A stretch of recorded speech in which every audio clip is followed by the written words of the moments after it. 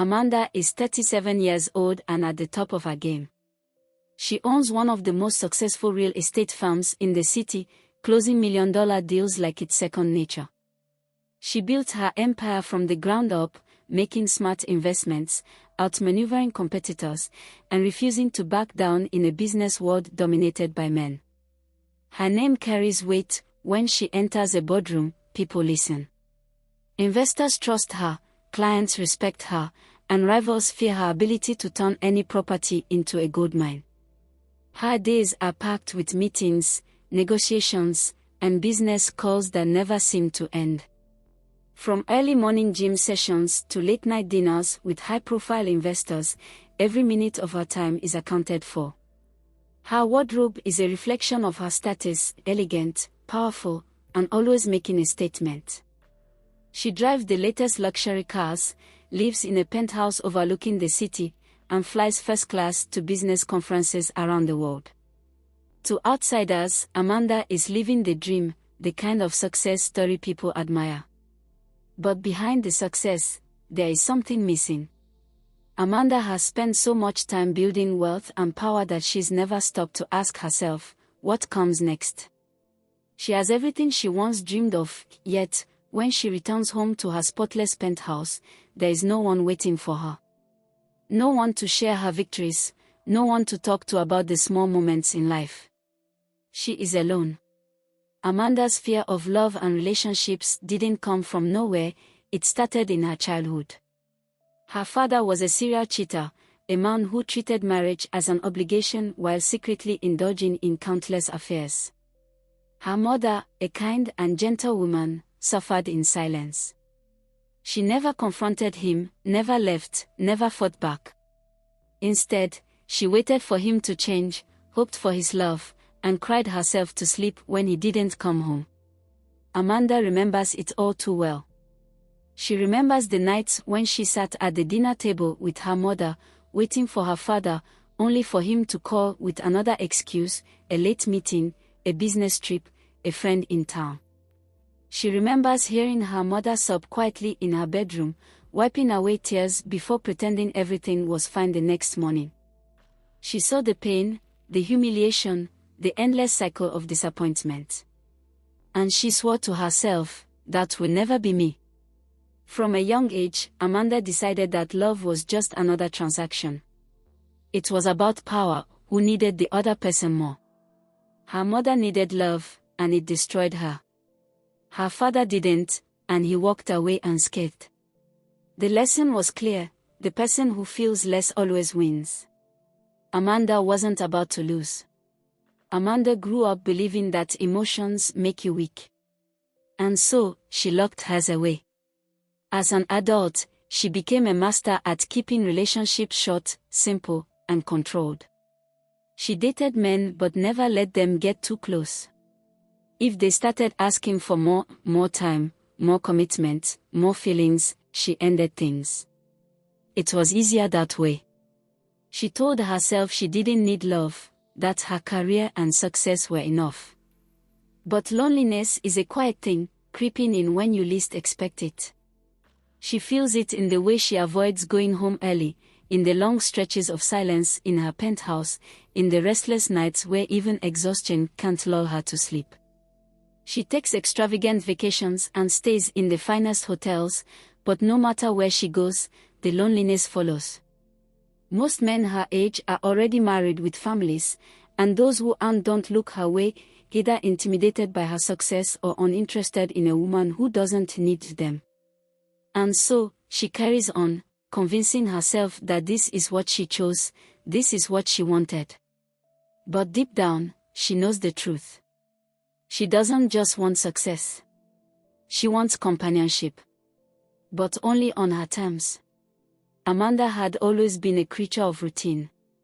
Every morning before the sun fully rose over the city skyline, she would drive to her high-end gym, where the elite came not just to work out but to be seen.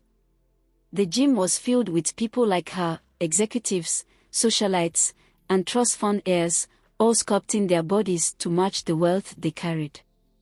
The trainers there were used to dealing with this crowd, adjusting their personalities to fit their high-paying clients' egos, always eager to please. But Richard was different. He was 26, significantly younger than Amanda, but he carried himself with a maturity that didn't match his age. While other trainers entertained meaningless small talk in hopes of securing tips and private training gigs, Richard remained professional, focused, and distant from the power games that others played. He walked with quiet confidence, neither intimidated by nor overly impressed with the wealth around him. He did his job, and he did it well, never lingering longer than necessary, never giving any indication that he was seeking an opportunity to climb the social ladder. Amanda noticed him immediately. She wasn't one to care much for gym gossip, but it was impossible to ignore the women who whispered about him in the locker room, the younger ones giggling, the older ones watching with a more calculating gaze.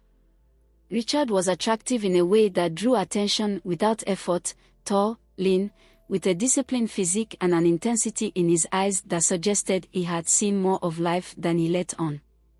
Women flirted with him shamelessly, offering dinner invitations, business cards, and even the occasional veiled proposition. He turned them all down. That intrigued Amanda. She found herself watching him more than she intended. She observed the way he trained his clients, patient but firm, never showing frustration even when they slacked off. He wasn't just there to collect a paycheck, he seemed genuinely invested in his work.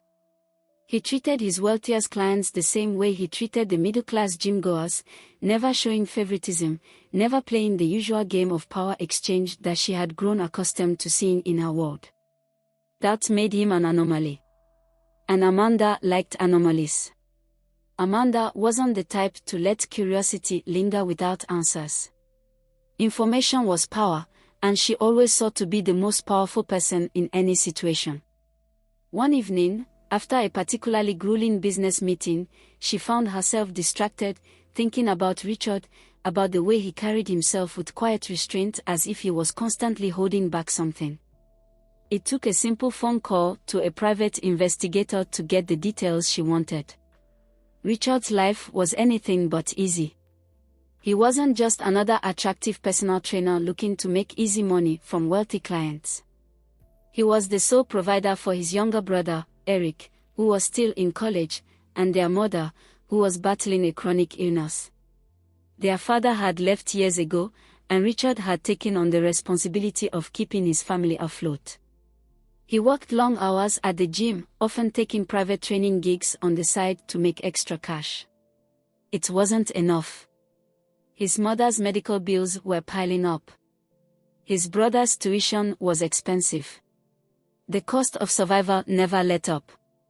Yet, despite all of this, he never looked desperate, never sought pity, and never used his hardships as an excuse to cut corners. Amanda admired that. But more than admiration, she saw an opportunity. Richard was struggling, whether he admitted it or not. And Amanda, she had the resources to solve that problem. All she needed was a way to make him an offer he couldn't refuse.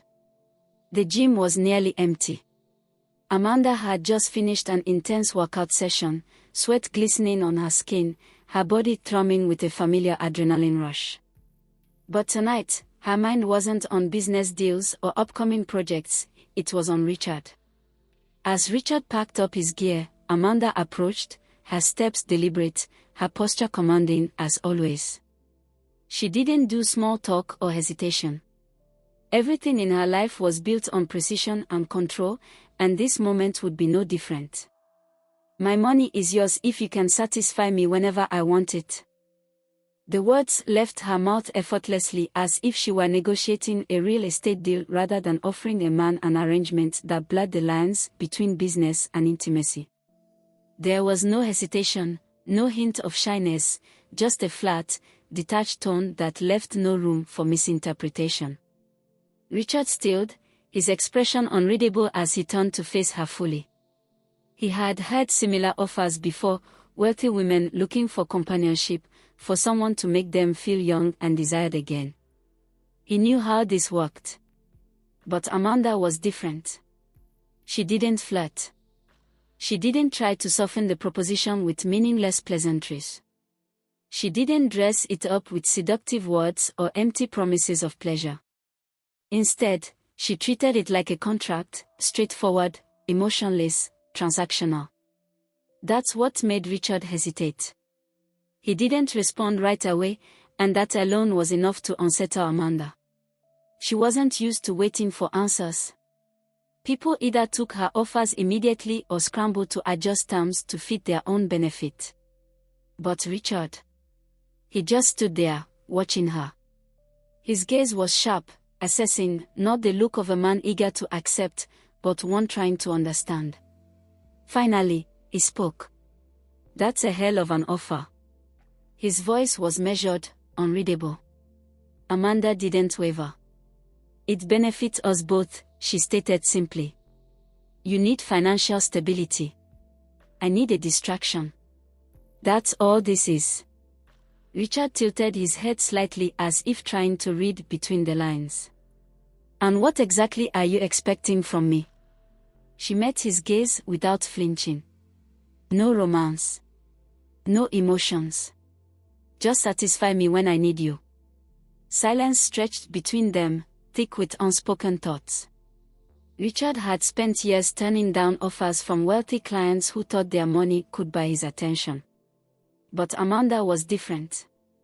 She wasn't throwing money at him for the thrill of power. There was something in her eyes, a guardedness, a carefully constructed wall, as if this offer was about more than just physical needs. That's what made him hesitate. "No emotions?" he asked finally, his voice even. Amanda nodded, her tone decisive. "Strictly physical. No expectations beyond what's agreed upon." Richard exhaled, rolling his shoulders as if weighing his options. He didn't want to overthink it. He needed the money. His mother's medical bills were growing, his brother's tuition payments weren't slowing down, and no amount of extra training hours would cover it all. But he refused to be owned. "If I do this," he said finally, "there's one condition." Amanda raised an eyebrow, clearly not used to being challenged. "Which is?" "I decide when it ends." Amanda crossed her arms, considering him. "Meaning?" Richard leaned against the nearest workout bench, his gaze steady. "This doesn't turn into something messy. No drama, no expectations beyond what we agree on. And the second you try to change that," he shrugged, "I walk." Amanda smirked, amused. He spoke as if she was the one who would catch feelings. As if she was the one vulnerable to attachment. He clearly didn't know who he was dealing with. "Fine," she said without hesitation. "No emotions. No drama. No problem." She had been keeping emotions out of relationships for years. This would be no different. In the beginning, everything unfolds exactly as Amanda planned. Their roles are clear, their time together is scheduled like a business transaction, and there are no bloodlines. Amanda controls when and where they meet, keeping everything on her terms. She never invites Richard into her personal world beyond the confines of their arrangement. No unexpected calls. No lingering after their nights together. No distractions. It's clean, structured, and predictable, just how she likes it. Richard doesn't ask for anything more. He doesn't try to push past the boundaries she has set, never questioning the rules or overstepping the limits. He simply shows up when she calls and leaves when it's over. His detachment reassures her that she made the right choice. There's no messiness, no emotional entanglements, just companionship when she wants it and solitude when she doesn't. At first, this brings Amanda an odd sense of comfort. She tells herself that she has found the perfect balance, a way to fulfill her needs without opening herself up to the chaos of relationships. Unlike her mother, she remains in control. She is not vulnerable, not waiting by the door for a man who may never return. She owns this situation. Or so she believes. But control is a delicate illusion, and Amanda soon realizes that this arrangement is not as detached as she thought. Richard is unlike any man Amanda has been with before. He doesn't behave like someone grateful for her wealth or influence. He doesn't shower her with the usual flattery that men often use to keep her attention. Most strikingly, he doesn't treat her like a benefactor or a prize, he treats her like a person. And that unsettles her in ways she can't explain. He observes things about her that no one else has ever noticed. But unlike others, Richard doesn't probe or push for explanations. He doesn't try to pry into her past or dissect her emotions. Instead, he adjusts to her silence, offering quiet understanding instead of forced conversation. One evening, Amanda comes home exhausted from a particularly brutal day. She had spent hours battling with investors, negotiating contracts, and fending off competitors who would do anything to see her fail. Her head throbs, her body aches, and all she wants is to collapse into her bed, alone in the emptiness of her penthouse. But when she steps inside, she finds Richard in the kitchen, cooking. At first, she is too stunned to react. He hadn't been asked to do this. It wasn't part of their arrangement. He should have been waiting in her bedroom, like every other time, following the unspoken rules they had set. But instead, he's standing at her marble kitchen counter, casually preparing a meal. She watches in silence as he plates the food, setting it down in front of her without a word. There's no expectation in his gaze, no smugness, no attempt to play the hero. He doesn't ask her how her day was or push her to talk. He simply gives her what she needs, a moment of stillness. Amanda stares at the plate in front of her, something unfamiliar curling in her chest. No one has ever done this for her before. No one has ever taken care of her without expecting something in return. She eats in silence, unwilling to acknowledge how deeply the simple act unsettles her. She tells herself it means nothing. But deep down, she knows better. At some point, Amanda begins to anticipate her time with Richard in a way she never intended. It's no longer just about the physical arrangement. She finds herself appreciating the quiet companionship, the lack of forced conversations, and the effortless way he fits into the empty spaces of her life. She doesn't want to admit it, but it feels different. She lingers longer after their nights together, allowing conversations to stretch beyond what's necessary.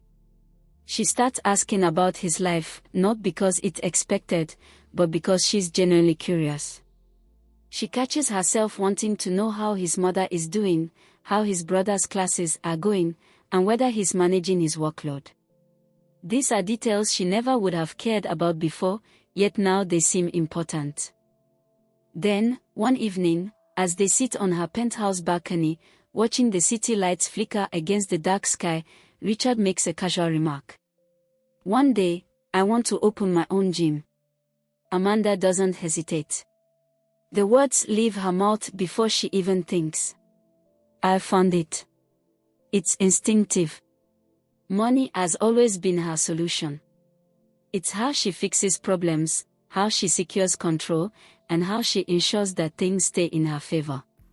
She expects Richard to accept it the way others would, with gratitude, maybe even a hint of awe. But instead, he looks at her with something she can't quite place. And then he says it. "I don't want your money, Amanda. I never did." His voice is calm, but his words hit her like a slap. Amanda blinks, momentarily thrown off balance.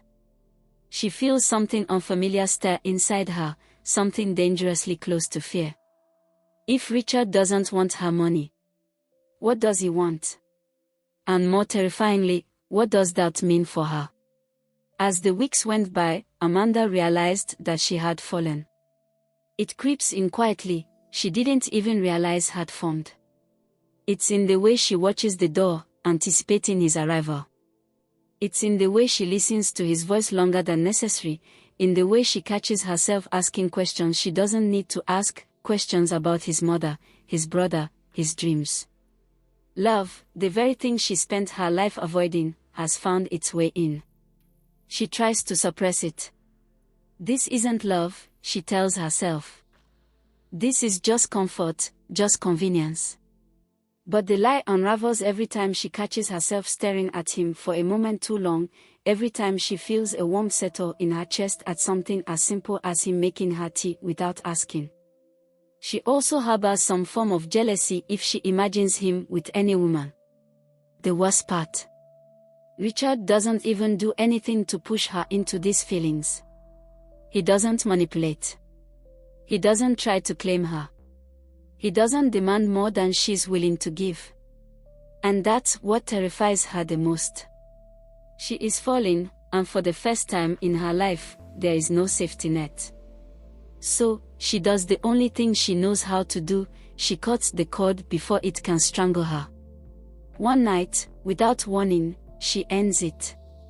She meets him at the usual time, in the usual place, but something about her feels different.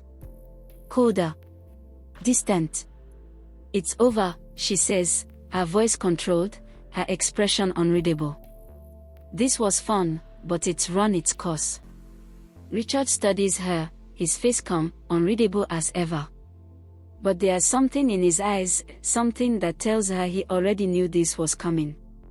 She expects him to argue, to demand an explanation, to accuse her of running. But he doesn't. Instead, he simply nods. If that's what you want. She tells herself that she feels relief, that she has regained control. But the moment she walks away, the weight in her chest doesn't disappear. It gets heavier. For weeks after ending things, Amanda convinces herself that she made the right decision. She thought leaving Richard would bring her peace, but instead, it leaves her hollow. Her penthouse feels too big, too empty, too silent. The luxury, the power, the wealth, it all meant something before. Now, it feels like nothing. She throws herself into work, increasing her hours, taking on more deals, filling every second of her day so she doesn't have to think. But at night, when she's alone, there is no escaping the truth. She feels lost. For the first time, Amanda questions everything she has built her life around. Was it really power that she wanted? Or was it simply protection, from pain, from loss, from love? She spent years believing that love was a trap, a weakness, a cage she refused to step into. But now, for the first time, she wonders, had she been caging herself all along? One evening, unable to ignore the ache in her chest any longer, Amanda drives to Richard's gym. She doesn't walk in right away. Instead, she sits in her car, watching through the glass windows as he trains his clients. His expression was calm and disciplined. There's no sign that her absence has affected him. There was no sign that he needed her money, her influence, her help. And at that moment, she realized something profound. He never needed her wealth. Richard had built his life on his own terms. He had always stood on his own feet. And for the first time, Amanda sees the difference between him and the men she had encountered before. He wasn't after her money. He only ever wanted her. And she had walked away from that. Amanda takes a deep breath before stepping inside. Richard is at the front desk, finishing up the paperwork. When he looks up and sees her, there's no visible reaction, no surprise, no anger, just quiet recognition. For the first time in years, Amanda feels unsure of herself. But she knows one thing, she can't let fear dictate her choices anymore. I was scared, she admits, her voice steady but raw. Scared that I was having feelings for you. Richard leans against the counter, arms crossed, listening. He doesn't interrupt, doesn't rush her. Amanda swallows her pride, pushing past every instinct telling her to retreat. I don't want this to be a deal or an arrangement anymore. I want us to start over. Like a proper relationship. For a long moment, he says nothing. Amanda braces herself for rejection, for him to tell her that she's too late, that she made her choice when she walked away. But instead, Richard's expression softens. I always felt something for you, Amanda, he admits. Not because of your money, not because of what you could offer me. I like the way you carried yourself. I just didn't think you'd ever let yourself feel the same. Amanda exhales, relief washing over her. He's giving her a chance, not because she bought it, not because she fought for it, but because he wants it too. For the first time in her life, Amanda is taking a risk, not in business, but in love. Amanda spent years believing that the biggest gamble in life was trusting another person. That love was just a power struggle, that control was the only way to protect herself. But now, she understands something new. The biggest risk wasn't losing control. The biggest risk was never allowing herself to experience something real. For the first time, she is ready to take the chance. Thank you for watching. Please like and share to support us.